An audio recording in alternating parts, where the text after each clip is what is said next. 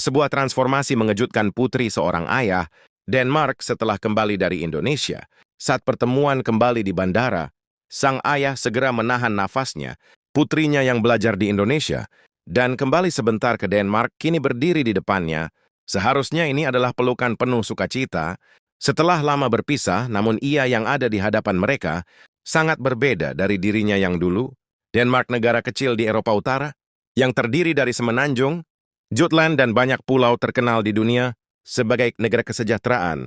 Negara ini sering menempati posisi teratas dalam peringkat kebahagiaan global. Di ibu kotanya Copenhagen, jalur sepeda tertata rapi, ada kesadaran lingkungan telah meresap ke dalam kehidupan sehari-hari.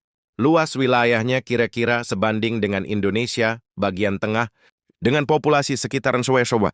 Denmark juga terkenal dengan budaya kuliner, dan sebagai tanah air dongeng, Lina adalah putri yang lama dinantikan oleh Hendrik, seorang profesor universitas, dan Karen yang mendukung keluarganya. Hendrik menyambut kehidupan baru ini ketika ia berusia di atas 40 tahun, sehingga cinta kedua orang tuanya sangat mendalam.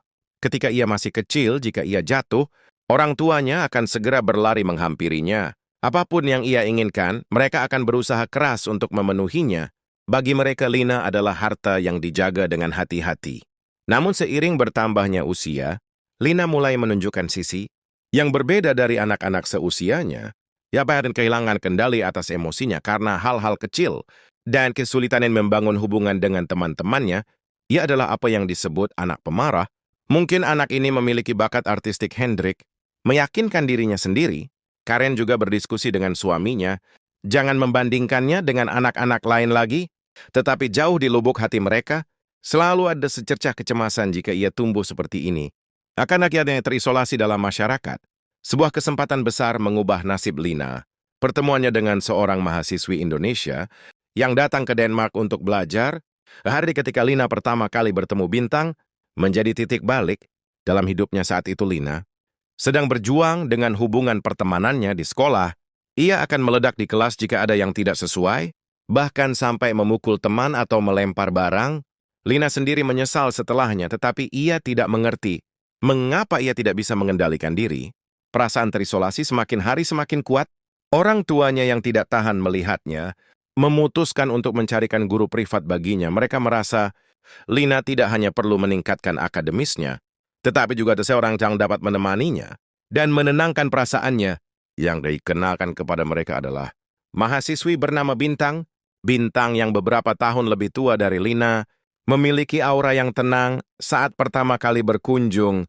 Senyumnya yang lembut dan sapaannya yang sopan membuat Karen saat itu juga merasa orang ini cocok. Spria dan Furtherme Medine kemainan bertukar bahasa Denmark dan bahasa Indonesia sederhana. Ketika Lina mengucapkan hai, Bintang menjawab sambil tersenyum. Selamti datang dan memintanya. Mendengarkan pengucapan itu berulang kali, Lina merasakan ketenangan yang luar biasa. Bukan hanya perkataannya diterima, tetapi juga bisa diubah ke dalam bahasa negara lain. Hal ini membuatnya merasa dunianya seolah sedikit meluas. Meskipun demikian, amarah Lina belum sepenuhnya hilang. Suatu hari rencana belajar yang telah ditetapkan tiba-tiba berubah. Lina menendang kursi dan suasana di ruangan itu menjadi tegang.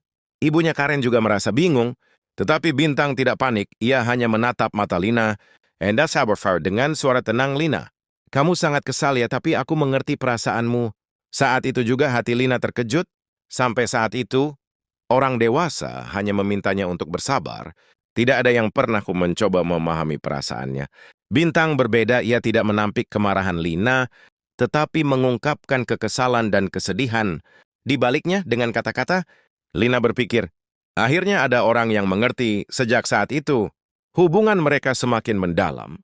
Bintang akan memuji karya seni Lina secara spesifik. Pilihan warnamu unik. Bentuk ini sangat kuat. Ia menghormati bakat artistik Lina dan memberinya ruang untuk berekspresi bebas. Yang paling berkesan adalah Bintang sering berbicara tentang budaya Indonesia. Di Indonesia, rasa kebersamaan sangat dihargai. Semua orang saling peduli. Dan meskipun ada perbedaan pendapat, mereka akan mencari cara untuk membuat semua orang merasa nyaman. Bagi Lina, perkataan itu seolah membuka gerbang ke dunia baru. Ia belajar bahwa ada cara hidup di mana ia tidak perlu menekan perasaannya. melainkan bisa bekerja sama sambil mengakui perbedaan. Tak lama kemudian, keinginan yang kuat untuk lebih memahami Indonesia tumbuh dalam dirinya. Ia secara naluriah merasa bahwa negara dengan bahasa dan budaya yang berbeda itu pasti memiliki sesuatu yang bisa mengubahnya. Hal ini di luar dugaan orang tuanya, tetapi pertemuan inilah yang mendorong keputusan besar Lina untuk belajar di Indonesia. Kerinduan Lina terhadap Indonesia semakin bertambah berkat pertemuannya dengan Bintang. Kisah-kisah Bintang tentang 4 musim di Indonesia, kehidupan kampus dan keanekaragaman kuliner, jalanan semuanya terasa sangat berbeda dari rutinitas di Denmark, penuh dengan warna-warna cerah terutama. Rasa kebersamaan yang mendalam itu menyentuh hati Lina. Sikap tidak menekan diri sendiri, melainkan saling peduli sambil mengakui. Perbedaan inilah yang selama ini Lina dambakan. Di meja makan malam, Lina tiba-tiba berkata, "Aku ingin kuliah di Indonesia." Garpu di tangan ayahnya Hendrik jatuh tanpa sengaja. Ibunya Karen juga terdiam karena terkejut. Setelah keheningan singkat Hendrik dengan susah, payah bertanya, "Lina, kamu serius?" Lina mengangguk. Matanya bersinar dengan ketegasan. Putrinya yang dulu sering menangis karena amarah, kini terlihat dewasa. Ibunya Karen merasa cemas. "Di negeri orang kamu sendirian? Bisakah kamu melakukannya?" Bahasa dan budayanya berbeda. Suaranya bergetar karena khawatir. Tetapi Lina hanya menatap ibunya dan menjawab dengan tenang, "Justru karena itu aku ingin mencobanya. Aku ingin menjadi sehangat dan setangguh orang Indonesia." Mendengar ini Hendrik menarik nafas dalam-dalam. Sebagai seorang ayah, ia ingin putrinya tetap di sisinya, tetapi pada saat yang sama ia bangga melihat tekad Lina untuk menciptakan masa depannya sendiri. "Baiklah, tapi berjanjilah padaku."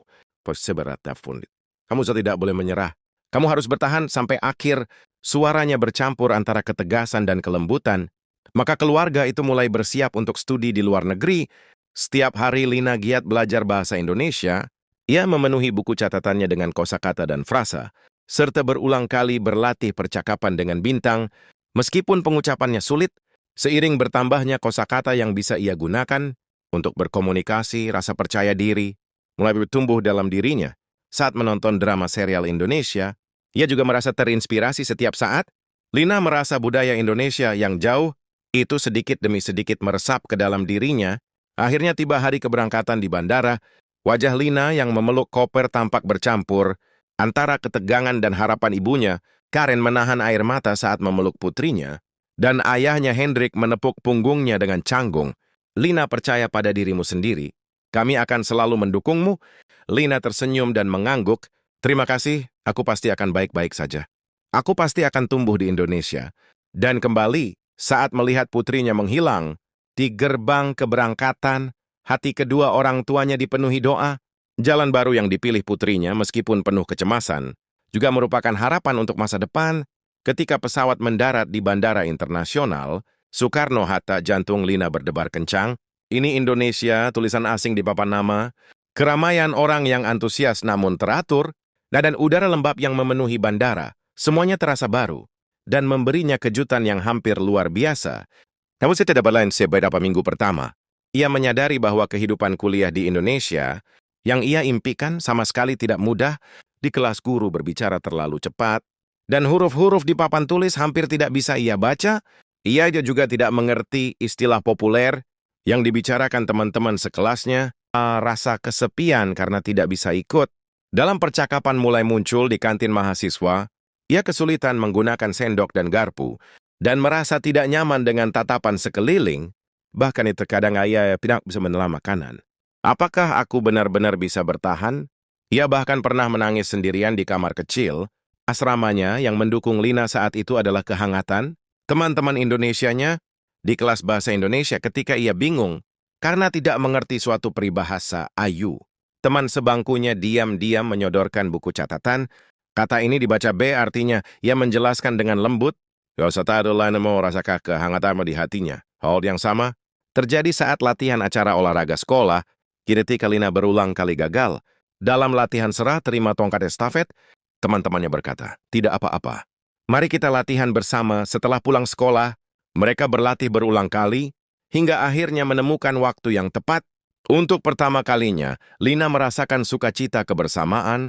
Kehidupan SMA di Indonesia selalu menampilkan rasa kebersamaan Ketika ada yang kesulitan, semua orang secara alami akan menawarkan bantuan, bahkan ketika ada perbedaan pendapat, Mexico saling menghormati dan berusaha berkomunikasi. Sikap ini adalah dunia yang benar-benar baru bagi Lina, yang sejak kecil terisolasi karena tidak bisa mengendalikan amarahnya. Pada hari acara bazar sekolah, Lina bertugas berjualan di stand kelas.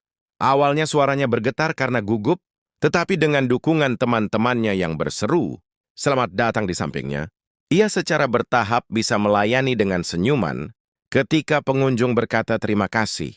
"Bahasa Indonesiamu bagus ya," Lina merasa sangat senang. "Aku juga bisa membantu semua orang."